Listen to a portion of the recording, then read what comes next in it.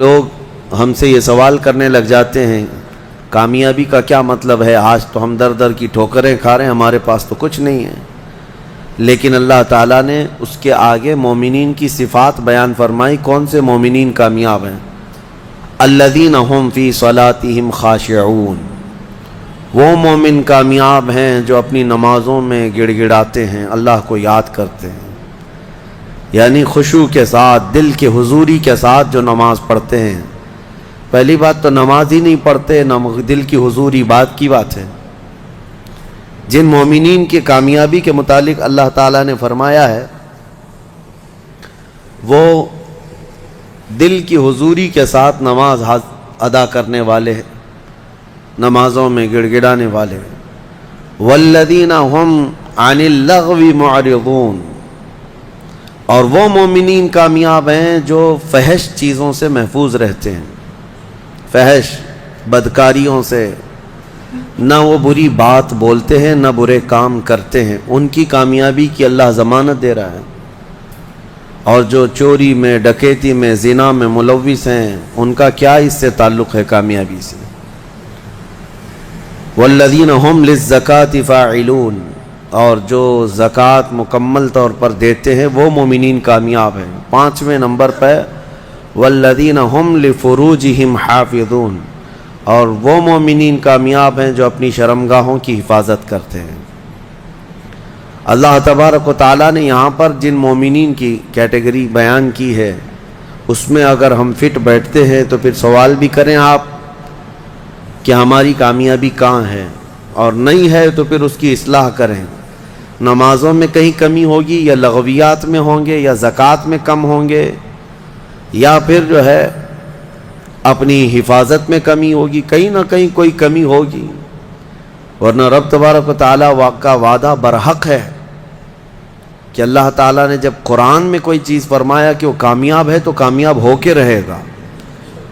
اللہ کریم ہمیں ان اعلیٰ صفات والے مومنین میں شامل فرمائے۔ سورۃ المؤمنون میں اللہ تعالیٰ نے اور بھی دیگر ہمارے لیے احکام بیان فرمائے ہیں۔ اس میں اخیر میں اللہ تبارک و تعالیٰ اس کی آخری جو آیتیں ہیں وہ بڑی ہی ہمارے لیے درس والی ہیں اور ایک جھنجھوڑنے والی آیتیں۔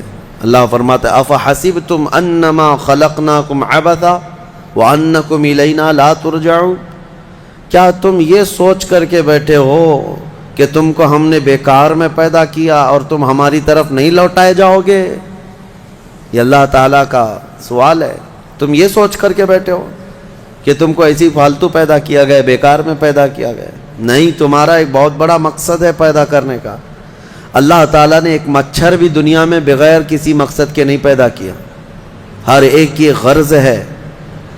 ہمیں بھی جو پیدا کیا گیا ہماری ایک غرض ہے، وہ کیا ہے؟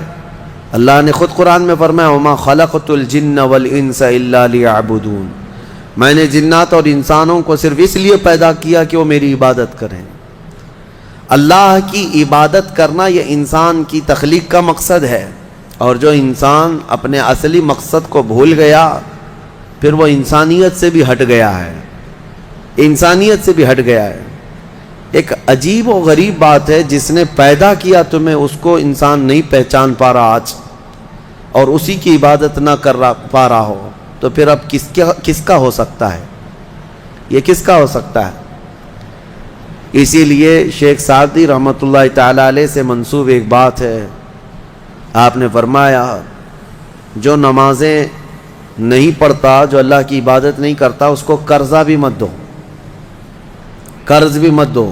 کہا کیوں؟ قرض سے اس کا کیا تعلق؟ کہا جو اللہ کا قرض نہیں ادا کر رہا وہ تمہارا کیا ادا کرے گا؟ قرض نہیں بلکہ اللہ کا فرض ہے، جو اللہ کا فرض نہیں ادا کر پا رہا ہو جبکہ وہ اس کا خالق ہے۔ تمہارے سے کیا تعلق ہے انسانوں کا؟ زیادہ سے زیادہ چند دنوں تک دوستی ہو سکتی ہے، یا رشتے بھی ہیں تو سانس تک، اس کے بعد کہاں تعلق ہے تمہارے؟ قیامت کے دن تو ماں بیٹے کو نہیں پہچانتی، بیٹا باپ کو نہیں پہچانتا، لیکن بندے اور خالق کا رشتہ تو ہمیشہ سے ہے اور ہمیشہ رہنے والا ہے۔ تم جب نہیں پیدا ہوئے تھے تب بھی تمہارا خالق اللہ ہی ہے، یعنی تمہیں نطفے سے لے کر کے یہاں تک لایا، یہاں بھی تمہارا خالق وہی ہے۔ قیامت کے دن جب وہ تمہیں دوبارہ اٹھائے گا تب بھی وہ تمہارا خالق ہے۔ خالق کا بندے سے رشتہ کبھی ختم نہیں ہوا۔ تو جو بندہ اپنے خالق کے ساتھ مکمل نہیں ہو سکا تو پھر وہ دوسرے کے ساتھ کیسے ہو سکتا ہے؟ دوسرے کے ساتھ اس کے کیا سلوک ہو سکتے ہیں؟ اسی لیے قرآن میں اللہ فرما رہا ہے، کیا تم یہ سوچ کر کے بیٹھے ہو کہ ہم نے تمہیں خالی پیدا کیا ہے اور کیا تم نہیں لوٹائے جاؤ گے ہماری طرف؟ لائے جاؤ گے، ہر ایک لوٹائے جائے گا، ہر ایک۔ ابھی چند دنوں پہلے کی ایک بات ہے، ایک چھوٹا سا رسالہ، ایک لٹریچر جو گوتم بدھ کی عبادت کرتے ہیں ان لوگوں کی طرف سے تھا کہ دنیا کا ایک بہت اعلیٰ ذہن کا انسان تھا، اس نے بہترین تعلیمات دی تھی۔ تو اس پر کسی نے، ایک مسلمان نے نقطہ لگایا تھا اور ان سے بحث ہو رہی تھی جو بدھسٹ ہیں۔ وہ یہی کہہ رہے تھے کہ آپ بدھا کی جو عبادت کرتے ہیں کیوں کرتے ہیں؟ کہا کہ وہ مہان آدمی ہے، مہان انسان ہے، مہان آدمی تھا، بڑے اچھے اخلاق تھے، بڑی اچھی تعلیمات دنیا کو دی۔ تو پھر پوچھنے والے نے پوچھا کہ وہ کہاں ہیں؟ کہا وہ تو چلے گئے۔ کب؟ کہا برسوں ہو گئے، 2500 سال پہلے تو انتقال ہو گیا، مر گئے۔ کہا آئے تھے اور چلے گئے۔ تو پوچھنے والے نے پوچھا تو یہ تو بڑے کمال کی بات نہیں، پھر ان کو لایا کون تھا اور واپس دنیا سے لے کے کون گیا؟ اگر وہ سب سے مہان ہے تو آج ہوتا اور ہم بھی اس کے پیچھے چلتے۔ کہا کہ اب وہ پیدا ہوا اور پھر دنیا سے چلا گیا، ہم یہ پوچھ رہے ہیں کون ان کو دنیا میں لایا تھا اور کون دنیا سے لے کے گیا؟ وہ بیچارہ خاموش ہو گیا۔ اس نے کہا کوئی تو طاقت ہوگی۔ کہا وہی طاقت ہر ایک کو موت کے بعد لوٹائے گی۔ دنیا کا چاہے سب سے بڑی طاقت کا انسان بھی کیوں نہ ہو، اسے موت ہے اور وہ اللہ کی بارگاہ میں لوٹایا جائے گا۔